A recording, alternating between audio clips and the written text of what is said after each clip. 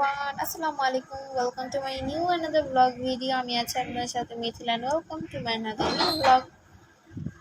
ওরা এখন বাইরে গেল, বললাম যে এখন একটা ভিডিও করবো, তোমরা এখন বাইরে যাও। চলে গেল বাইরে। দেখো টোটালি জেল দিয়েছে, কারণ ঠোঁটটা একদম ফেটে গেছে। মানে ফেটে যাওয়ার ফল হচ্ছে গিয়ে মানে শীত আসতেছে তো আর আমার ঠোঁট ফাটা শুরু হবে।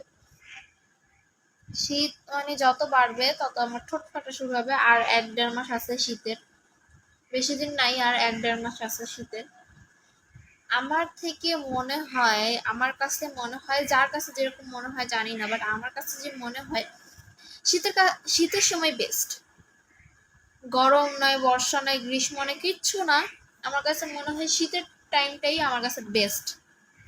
কারণ বেস্ট কেন হচ্ছে, শীতের টাইমটা হচ্ছে তুমি যতই করো না কেন, মানে শীতের টাইমে কোনো বৃষ্টি নাই, না আছে কোনো গরম, না আছে কোনো কি সাইজা গুজা শান্তি আছে, কোনো জায়গায় যায় শান্তি আছে।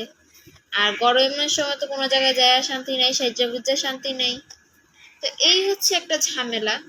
আর গরমের সময় তো সাইজা গুজা শান্তি নাই, মানে কোনো জায়গায় বেড়াইতে যায় শান্তি নেই। তারপর হচ্ছে গিয়ে মানে, আর বর্ষাকালের কথা বলি, বর্ষাকালে তো কোনো জায়গায় বেরিয়ে হওয়া যায় না।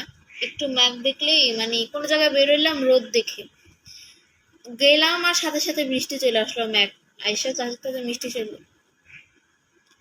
সাথে বৃষ্টি চলে আসলো তখন। আর বর্ষাকালের কথা তো বলাই যাবে না, একদম মানে এই রোদ এই বৃষ্টি, মেঘ না চাইতেই বৃষ্টি। এই একটা কথাই আছে না, মেঘ না চাইতেই বৃষ্টি, এটা একদম বাস্তবে হয়ে দাঁড়ায়। এখনকার যুগে এটা একদম বাস্তব হয়ে দাঁড়ায়।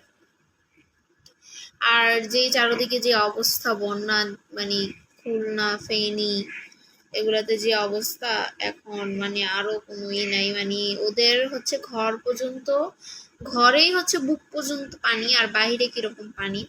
আমি তো থাকলে পুরো ডুবে যাব, এরকম পানি, আমি ডুবে যাব।